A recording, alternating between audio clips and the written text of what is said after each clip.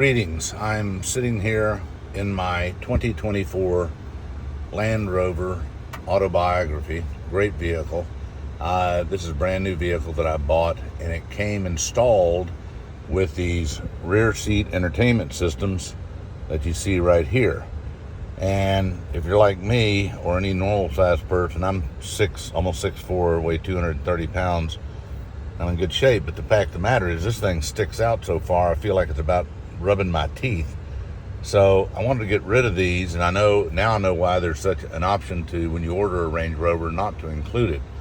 It's really more desirable not to have it back here. You'd have to really have a good reason to have these back here.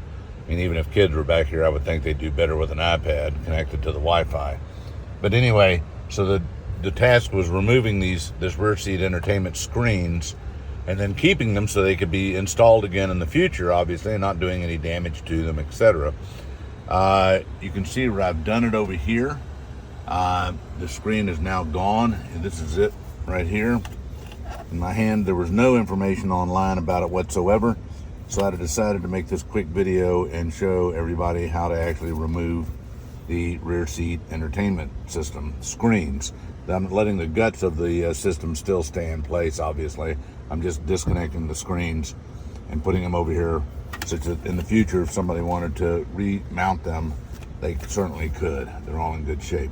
So here, I'll take it step by step on how I actually did this. It's not too difficult. The tools you need are a couple of flathead screwdrivers. Try to get better back here. A couple of flathead screwdrivers. Your main tool that you're going to be using is a Torx wrench, Torx drive, excuse me, and you're going to need one that has a T20, and that'll be the primary size you'll use as a T20 bit, but you'll also need a T25 bit for certain screws I'll show you. In addition to that, you'll need a very small screwdriver. I'll explain why you need that in addition. I like to keep a white towel next to me when I'm doing something like this to lay the parts out, such that I can put them down and keep them sorted as I go along. So the first thing we're going to want to do is behind this, and I'll try to get the video to show it. Behind this, there is a bracket down in here where my finger is on top. You can't see it very well in the shadow, but there's a small little plastic cover. It's not a bracket, I should say a cover, that is covering this first set of screws you're going to need to remove. So you're going to need to reach back here, and then with the flathead screwdriver, small flathead screwdriver, gently pry out this plastic, and take your time and work it, and you'll get this out of the way so you can go ahead and reach some screws. That's the first step you do. After a lot of prying, I was able to get this little part out. You just take your time and work it out. I use two small screwdrivers right here as my primary tools to get underneath it and pry it. But this comes out right here in the back. I don't know if you can see the hole very well down here. Well, yeah, you can see the silver screw. That's one of them there. There's a second one right there. Those are the Torx. You're going to want to take your T20 screwdrivers now and remove that next. Okay, I've got the screws out, the two screws you see right there that were underneath. And now this little plastic piece right here needs to be pulled up and out of the way. You could try to remove it, but on the previous screen, I was able to pull this plastic up and out of the way such that I can get my Torx screwdriver down in there, or Torx driver, I should probably more properly say, down in there to get the next screws that are necessary. But this plastic piece right here on top is going to need to be pulled up, and I'll show you after I do that. Now, in the previous case, as in this case, this little piece of plastic right here where my finger is, actually I just rolled it forward. It was clipped into the back of the screen, and you just roll it forward like this out of the way such that you can get your Torx drive down in there with your T20 bit to fit into the next two sets of screws that need to come out, and you remove those sets of screws as the next step. Now here are the two screws and this little plastic bracket that I was referring to previously that I just moved up out of the way. I guess you could pull it up, but there's was afraid of breaking anything, so I was just taking it nice and easy. But once you remove these two screws here, the screen itself is just sitting on, you can see the brackets that are back here. Once you've removed these two screws from back in here, you can then, the screen itself just pops right off. There we go. And there it is. So now it's off.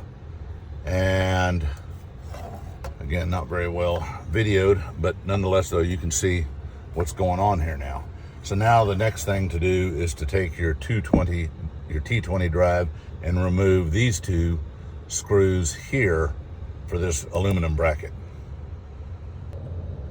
And by the way, there's a correction here. There's actually 3 screws. There's one here on the bottom. So one on the top here I've just removed, then this one, and then on the bottom to remove this aluminum bracket. And there you have it. Here's the aluminum bracket that I was referring to with the 3 screws that are out now. And you can come back over here and see, here's where it was actually mounted to. And the next step here now is to remove this aluminum bracket here over the connections, the electrical connections. But in order to do that, and this is something that took me a little time to figure out, not a lot, but it's not very difficult. There's actually 4 screws holding this. There's 1, 2 that are visible here.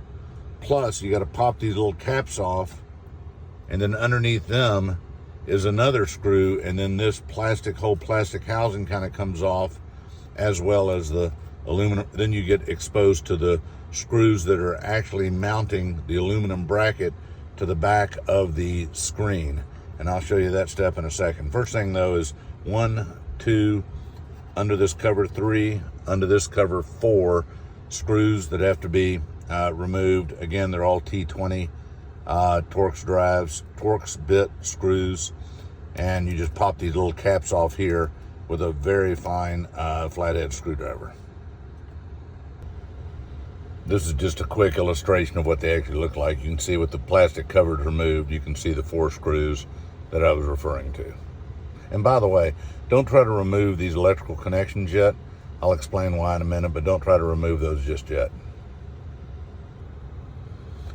After those screws are removed, here's the plastic fitting or mount or cover, whatever you want to call it, that sticks out behind. This actually goes on the bottom here. This is the bottom here where my finger is. Anyway, this comes off like this. And the next step is to actually remove these 4 screws, 1, 2, 3, and 4. Remove these 4 screws. That removes the aluminum bracket from the back of the screen. Now, these are T25 Torx bits that need to be used with these. Again, T25 is the only place you'll use those for this sort of for these removal right in here to remove this aluminum bracket. After you do that, and only after that you do that, can you remove these 2 electrical connections. Well, you could remove this one now. You cannot remove this one without the aluminum mounting bracket removed from the screen. You cannot do it. And to remove this electrical connection, you have to depress this little pin right here, and this electrical connection will just pop right out.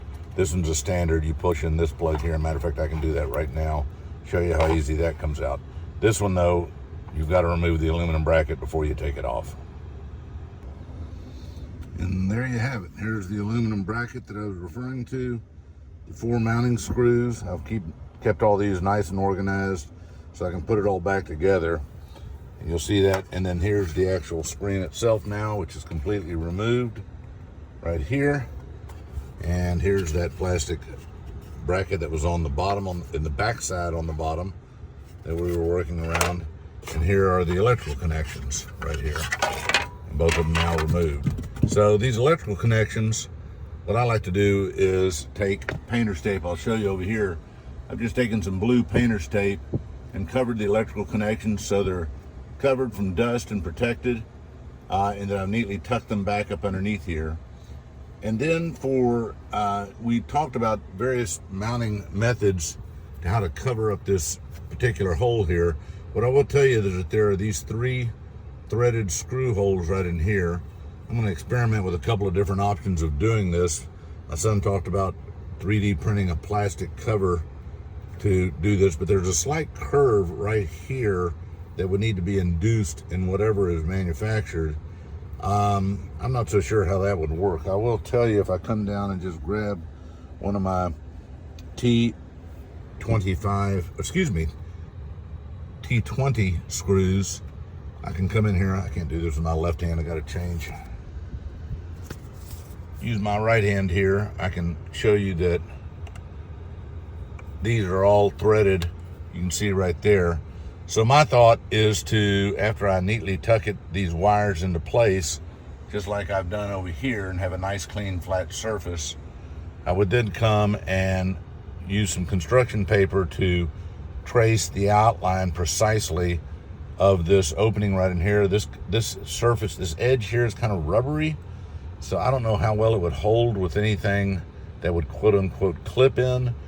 What I do know is that if I take a piece of aluminum or metal, thin metal, and actually I could bend that even by hand to create this slight bend, and then clean it and brush it all clean, clean it all up, and then spray paint it with a textured paint that would very much match this black matte plastic textured color and look, and then just simply drill one hole in the middle of that plate to precisely such that it could receive a screw, and then screw it in place like so.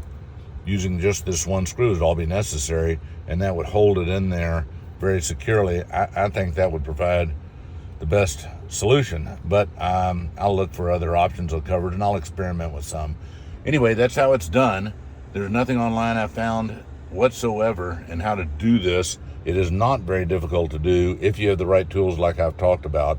And oh, by the way, I like to put everything back together, and here I have taken the screen and put everything back together, and the blue painter's tape you see on the back end is just holding some screws in place that are used to mount to the metal mounting bracket up above.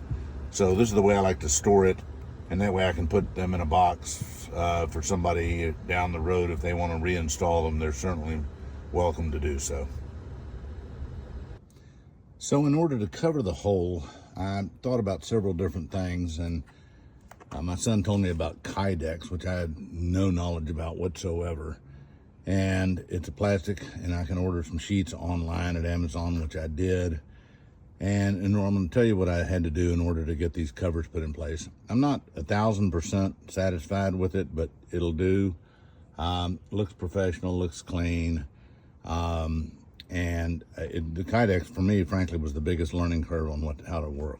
But real briefly, what you do is you start off with holding some construction paper over the hole, making a template, taking some scissors, and very gingerly cutting around to make sure you have a good template to start.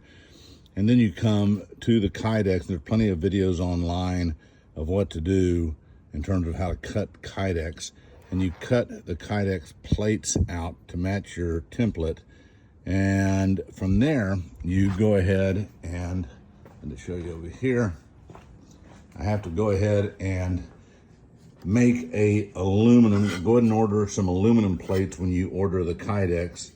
I made an aluminum plate and bent it to the shape of the curve in the back seat, and then heated the Kydex up, and then used this as my mold. I made several mistakes with Kydex, as you can see.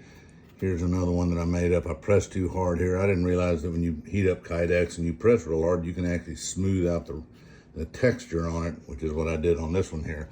So this is a blank that I made that I messed up. But anyway, you get the idea, and you want this here. I don't know if you can see it, the curve that it creates.